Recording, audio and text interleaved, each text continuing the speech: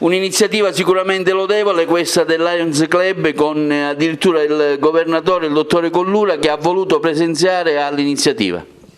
Sicuramente un'iniziativa lodevole, con il dottore Collura e con il Club Service Lions noi abbiamo già avuto modo di poterci confrontare in altre occasioni ed è nato già da Natale, quando mi sono recato al presidio ospedaliero San Giovanni di Dio, un rapporto diciamo, di collaborazione veramente efficace. È evidente che il periodo Covid ha messo in moto nei confronti dell'azienda una solidarietà che è stata veramente encomiabile da parte di tanti e in particolare anche del Lions Club, che ha oggi donato un ventilatore polmonare con annesso il monitor multiparametrico, ed è sicuramente una strumentazione importante che noi speriamo di non utilizzare per le problematiche delle terapie intensive Covid, ma qualora ce ne fosse bisogno l'ASP di Agrigento e gli ospedali di Agrigento saranno ben attrezzati per assistere i cittadini.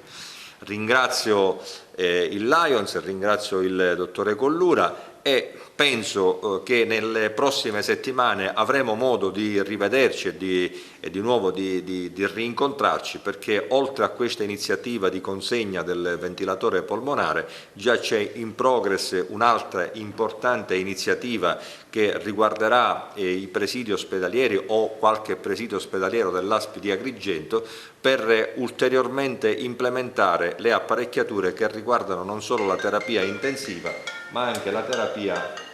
le terapie subintensive. Quindi è encomiabile l'azione che hanno portato avanti, e sicuramente è encomiabile anche questa attenzione che è stata posta nei confronti dell'ASP di Agrigento. Intanto come governatore chiaramente ho una visione distrettuale e quindi tante iniziative ho fatto su tutto il territorio regionale, però è anche vero che l'aspetto campanilistico non viene meno, e quindi in quanto agrigentino ho cercato di attenzionare particolarmente la nostra provincia, e ritengo che l'iniziativa di quest'oggi è un'iniziativa che rientra proprio in una scelta più o meno discrezionale, ecco, così si può dire, dell'assegnazione di un ventilatore polmonare. A questo, come ha detto bene il direttore, seguirà anche un altro momento davvero interessante. Siamo in Italia tra i 17 distretti Lions, uno dei 5 a cui è stata assegnata una postazione subintensiva, e questa è un'altra cosa importante perché è frutto anche di un certo lavoro, perché parto dal presupposto che non è importante chi sei ma è importante cosa fai, e quindi io ritengo che sostanzialmente abbiamo fatto davvero tanto quest'anno come Lions a livello